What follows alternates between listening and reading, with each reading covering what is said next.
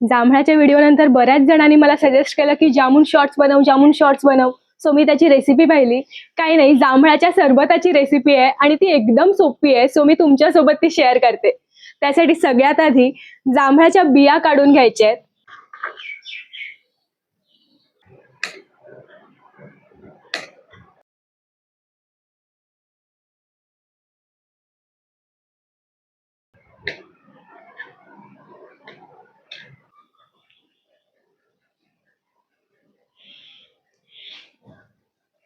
जांभळाच्या बिया काढून झालेल्या आहेत.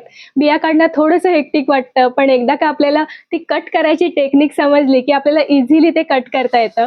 यासाठी आपण जांभूळ उभं कट करू शकतो, आडवं कट करू शकतो किंवा डिरेक्टली स्क्वीज करून त्यातली बी काढू शकतो. पण मला जांभूळ उभं पकडून कट करायची पद्धत इझी वाटली. कट केलेली जांभळं मिक्सर जारमध्ये टाकली आहेत. त्यामध्ये आता पुदिना आणि लिंबूचा रस ॲड करते.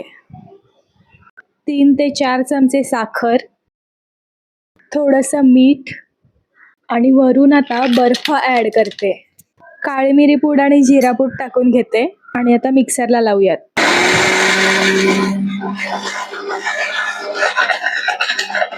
यात थोडं थंड पाणी ॲड करते.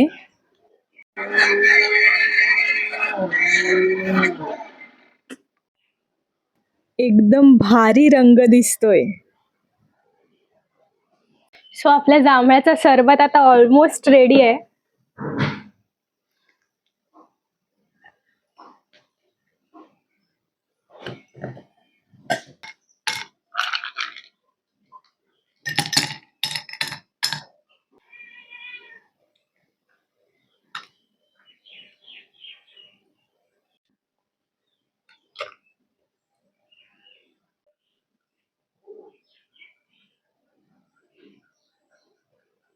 सो ही आहे आजकाल इंटरनेटवरची सगळ्यात ट्रेंडिंग रेसिपी, जामून शॉर्ट्स.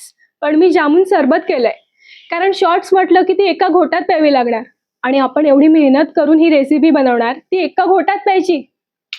ती मस्त एक एक सीप घेत, मस्त चवीचा आनंद घेत हळूहळू प्यायची. म्हणूनच मी हे जांभळाचं सरबत बनवलंय आणि मी हे आता माझ्या आई बाबांना देणार आहे. बघूया त्यांना आवडतं का.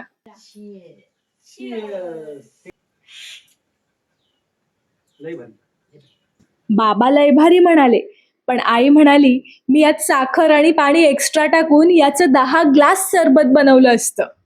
सो मित्रांनो, सरबत करायचं असेल तर पाणी आणि साखर जास्त टाका. ही रेसिपी घरी करून पहा आणि तुम्हाला आवडली तर मला नक्की कळवा.